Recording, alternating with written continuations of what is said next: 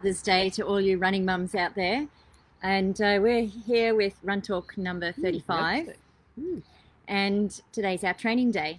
But Stevie, before we do, I think it's always good fun to talk about a little bit of a story of one of our runners and some success that they've had. And you've had one of your athletes today have a huge breakthrough. Yeah, one of my runners, Phil Teakle, came to see me on Saturday, actually, yesterday, to update his program and to plan out his half marathon race today. That's our crazy dog. Scott, hold on a second. We're just going to need to stop something. No, you can stop it. This is Facebook live. I'm done. Yeah. All right, go on about Phil Teakle. Anyway, so he'd been running really well. Like he'd run PBs for the last few weeks, actually. For 1K, for his Tom trial, did 3:18. He did a 10K PB, a 5K PB, 19:17. And so anyway, he came to me, and his PB for a half marathon was, I think, just on 1:35, something like that. So he was thinking, if he could break 1:35, he'd be really happy, and maybe he should aim for 1:33, something like that. And I said to him, no, look at the times that you've been doing. You really should be trying to go for it. And I know it's really hard now when there's not really a race as such, but when you're really running well, you want to take advantage of it. And Phil did that. Mm-hmm. He sort of took my advice and went and ran sub 1:30. So awesome. Which is what I told him he could do based on his times. And one of our other runners, Lauren, helped pace him, which is really great. And so it just shows that even when it's not a real race, you can still push yourself and get PBs. So really fantastic job, Phil. Yeah, he's really one of our success stories in the last few years, because it wasn't that long ago.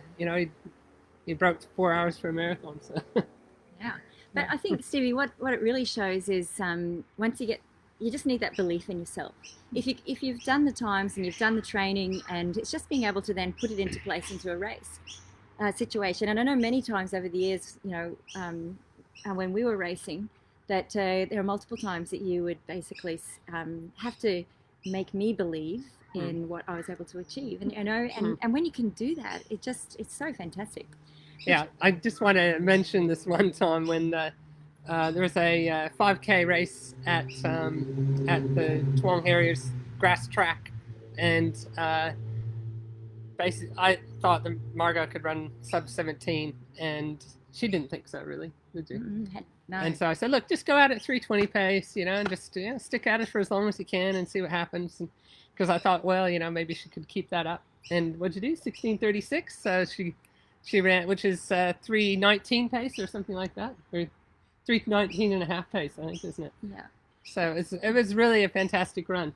Yeah, and it really took a huge nudge in order to do that. And I think for me, there's a quote I love, and I think I probably mentioned this early in this time when we had to start to run on our own, and that's Amelia Earhart, who was not a runner, but she was somebody who really could put herself out there. And she said that the difficult part is the decision to act. The rest is merely tenacity. And that's really what you all as runners need to be able to do, is you have that moment in time when things have gone to plan, and it is just that nudge and making that decision to, okay, let's have a go and a crack at it. And then it's really just having the courage going past that.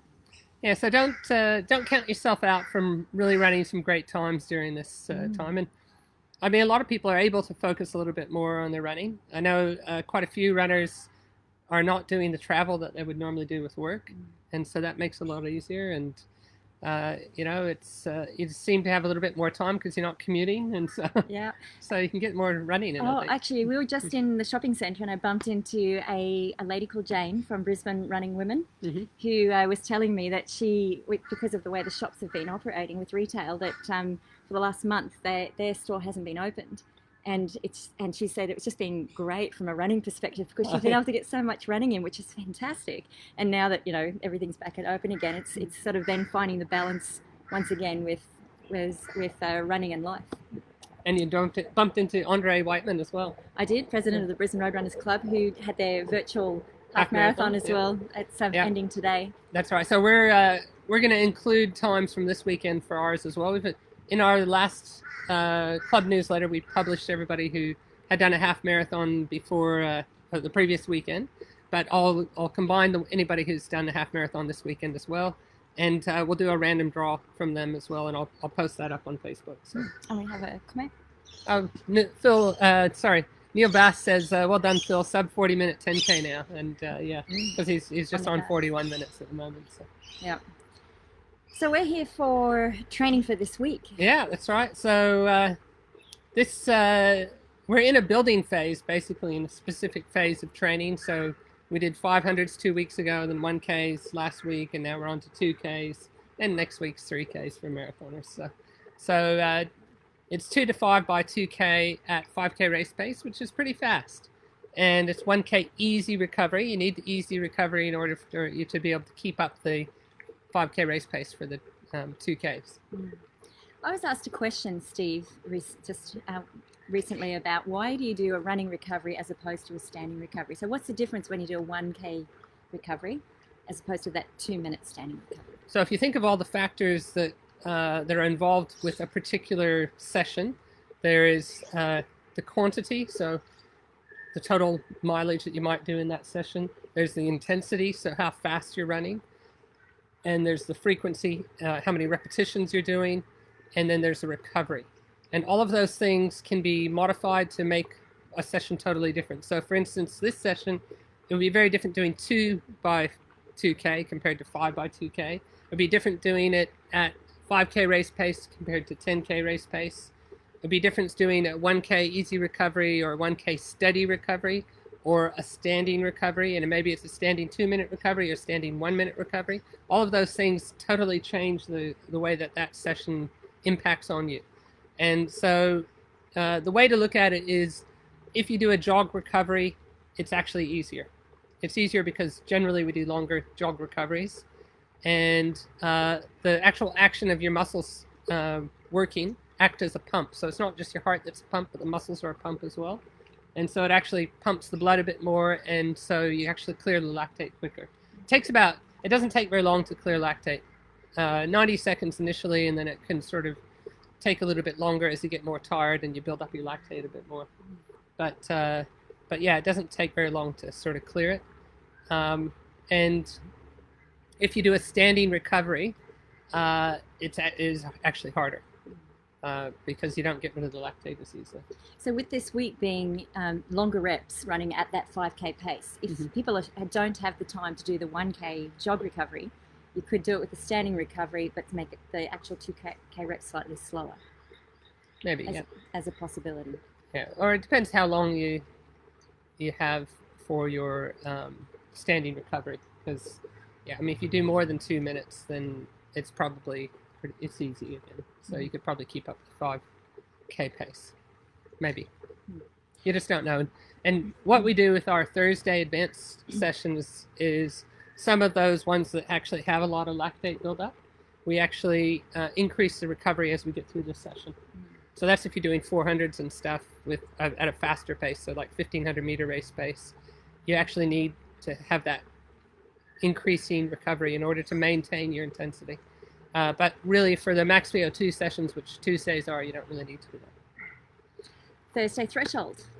So Thursday's threshold is our negative split session. So you run out for 20 minutes and then you come back at half marathon pace, hopefully in 19 minutes. That's sort of what I say, out in 28, back in 19. But yeah, it's just sort of an easy sort of steady, easy sort of pace out, but then faster back.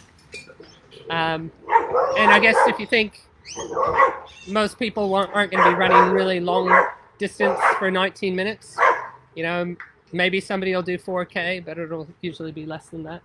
So it's not a real long one. Yeah. So for our beginner runners, we've got a much shorter session because doing 2K reps is really a little bit too far to do when you're really just starting newer into running. Yeah, and next week for when we do the 3K reps, there'll be an option for people to do 200s as well for that one.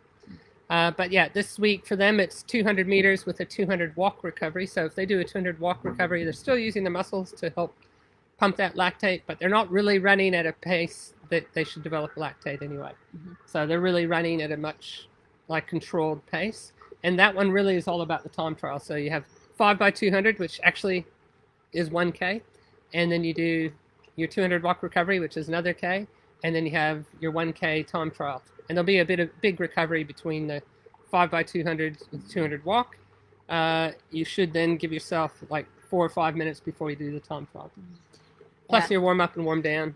You might do an extra kilometer there. So it's going to be 4 or 5K total. And for beginners, I would really think about concentrating on your running form and your leg turnover. There's good opportunities to think about your form.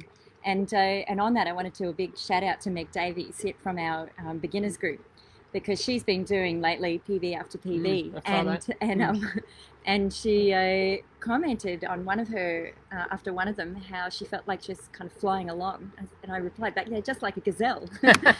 and it was so nice for her to actually have that feeling, and that's what it is. It's like these little markers that people will get, that you'll get in your running at different times. So then this weekend is another long run, and thank you very much to Bob Baker for doing the briefing before the long run this week. That was great. And we'll get another one of our coaches to do it this weekend. So thanks, everybody. Yeah, thanks. And have a great week. And happy Mother's Day. Happy running. We'll see you next time. Love running.